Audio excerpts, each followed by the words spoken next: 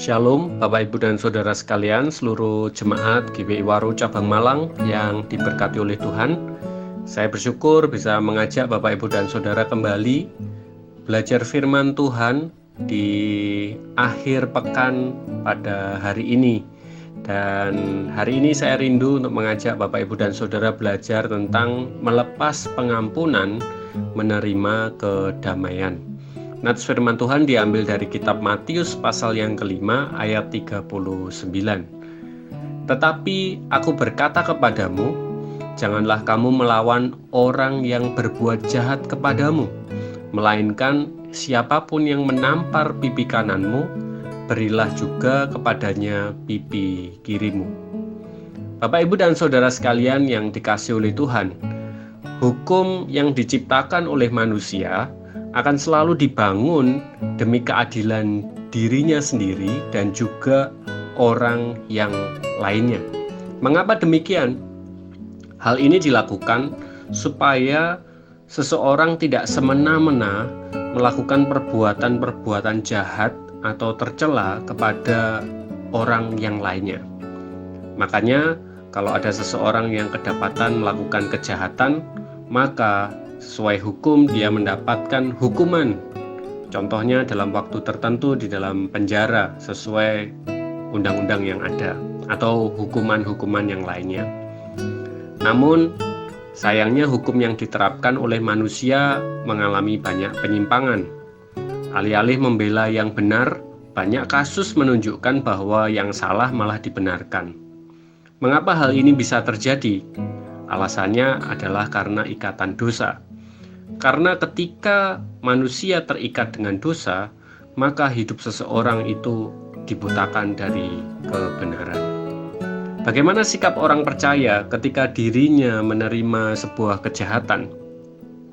Firman Tuhan mengingatkan supaya jangan kita melawan orang yang jahat. Orang yang jahat akan selalu menyakiti hati dan diri kita, dan janganlah kita membalasnya. Malahan kita diajarkan oleh Tuhan Yesus untuk mengampuni mereka. Dikatakan dalam firman Tuhan tadi, siapa yang menampar pipi kananmu, berilah juga pipi kirimu. Berbicara tentang pengampunan dalam atau kepada orang-orang yang jahat kepada kita, pastinya kita berpikir bahwa hal ini tidak masuk akal. Ini sangatlah bertentangan dengan hukum yang kita ketahui di dunia ini. Bapak, Ibu, dan Saudara sekalian, mari kita belajar memahami bahwa yang perlu kita kejar adalah damai sejahtera. Semakin besar seseorang ingin melakukan pembalasan, maka sebenarnya semakin kuat pengaruh dosa di dalam hidupnya. Saya mendorong Bapak, Ibu, dan Saudara untuk berhati-hati dengan hal ini. Mari kita melihat kepada diri kita. Apakah saat ini saudara punya kepahitan dan sulit mengampuni? Mari kita belajar melepaskan pengampunan kepada orang-orang yang menyakiti kita. Hal ini memang sangatlah sulit, tetapi terus lakukanlah. Saya percaya bahwa kedamaian ketika melepaskan pengampunan itu akan hadir di dalam kehidupan kita. Itulah bukti bahwa Tuhan Yesus menguasai dan memimpin kehidupan saya dan saudara. Mari kita tunduk kepala dan berdoa bersama. Terima kasih Tuhan Yesus buat waktu dan kesempatan untuk kami bisa sejenak belajar akan firman-Mu. Kami rindu Tuhan Yesus melalui kuasa Roh Kudus-Mu memimpin hati dan diri kami supaya kami tidak dikuasai oleh dosa.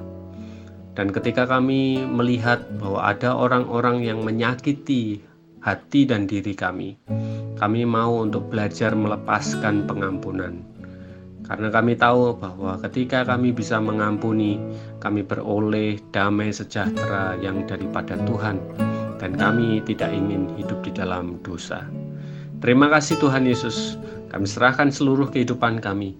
Di dalam nama Tuhan Yesus kami berdoa. Amin. Selamat bertumbuh keluargaku, Tuhan Yesus memberkati. Amin.